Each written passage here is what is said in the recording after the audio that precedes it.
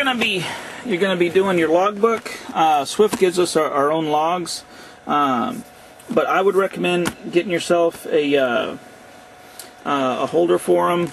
And Swift gives us these neat little rulers for filling out your logs.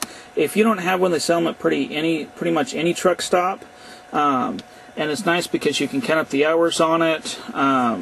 You know, it gives you 11, 8 hours, you know, it gives you some basic stuff, and you'll have to have it because I'll be doing some logbook videos, or at least one, so I'm not going to get too far into it now, but you have to have a ruler. Get yourself a fine tip pen for it, and that one pen stays with your logbook. No matter what else happens, you always have that pen with your logbook, so that way you're never caught without a way to fill it out. I got me a calculator attached to it, so that way every day when you do your daily hours, it's, you know, I don't have to rely on my math, because half the time I do them at 2 a.m. and I'm sleepy and I don't, you know, I'm not thinking too well, so that takes the stupid out of it, or at least as much stupid as I can get out of it. Next up, we're going to get more into electronics here. Go ahead and get yourself a power inverter. Do not get this one. This is the Power Drive 300. It will drive you absolutely fucking bonkers because the fan on it runs all the time. I believe that there's a Cobra one that still will plug into your cigarette lighter. I have mine plugged into the power outlet that they give you for your CB in the truck. But the fan on mine runs all the time. They have a Cobra one that I believe it only comes on demand. So you go, get yourself a power inverter that will run your laptop, you know, whatever else you have to run in the truck. But don't get one that you have to, that's so big, like a 1,000 watt or 1,200 watt one, that you have to go directly to the battery with it, because most trucking companies don't allow that anymore. Next up, I'm going to go on to the CB. Don't laugh at my little cheap ass CB. This little stupid Uniden has, you know, it survived all my four-wheeling adventures, and keeps me company here in the truck. I don't use it a whole lot. Digestive tract. Yeah, because there's a bunch of chatter on it. Most of the time, channel 19, you know, you can get somebody on it, like if you break down and you got to get a hold of somebody, or if you just want to listen to people talk about politics and racism. That's pretty much all that's on it.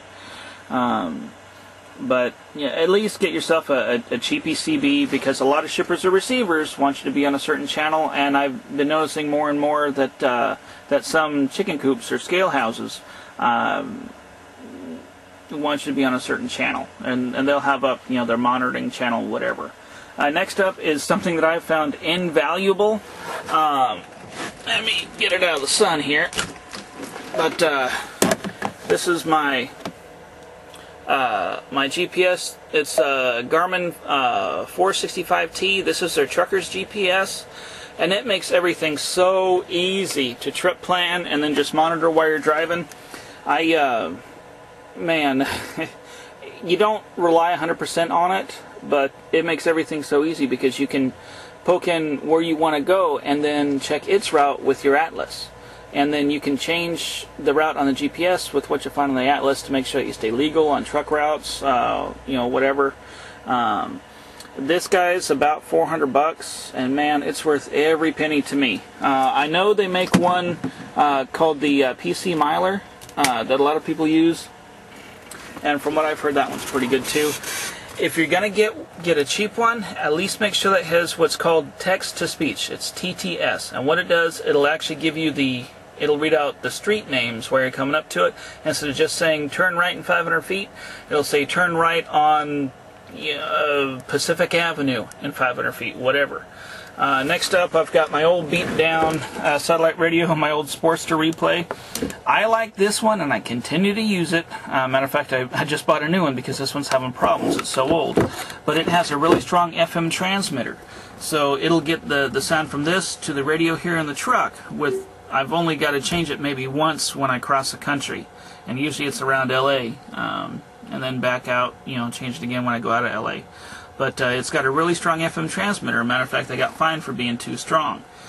So if you can find one, I absolutely recommend it. They're old and they're big and they don't look too slick, but they're way better than the new ones. That, you know, if you want static-free satellite radio, which is almost invaluable to me. Next up, I want to go over the laptop. I use mine to keep in contact with my family at home. I also look up addresses on it. You know, I go to like Yahoo Maps or whatever, and so it's another tool that I use to make my job easier. You can get them with air cards in them, but a lot of times those air cards will only work, you know, while you're stationary. I know Loves and Pilot and TAs and stuff, you know, they'll all sell, you know, internet for the night for like $5 or whatever. Or they have yearly plans that you can get, which are however much. I ended up going a different way. I ended up getting what this guy is. It's a unlimited air card. I know it says Sprint on it, but I got it from a company called Melinicon. They're up in Washington, and what this does, anytime there's cell phone coverage, I have internet, which it's almost never let me down. There's a couple spots where I found that it's really slow, and if you're right by the border, like in Calexico, it won't work. 100 miles within international border, you don't want to use it because it goes to international rates. But for $70 a month, it's unlimited. I can use the internet as much as I want, and most of the time I have my webcam, which I'll show you in a second, pointing out the front windshield so my wife can see where I'm at whenever she wants. And hopefully I'll get that set up on Ustream, so that way if anybody wants to poke in and see where I'm at and what I'm doing, they can do it, but I haven't got that set up yet. And then my webcam here, it's Rocketfish. It's got really good resolution. It's like $20 at Best Buy. I used to work there, so I got an employee discount, so it was even cheaper. But that's kind of neat too. So that way, instead of just calling your wife, you know, you guys can actually poke up on the internet and have video calls. So that way you can see your wife and your kid, you know, running around, and you know, it just doesn't make you feel so far away from home. This video is getting pretty long, so I'm going to let you guys go for now. I'll poke up here in a few minutes, unless they dispatch me, with some other things that I feel you should really have for the road. Thanks for watching.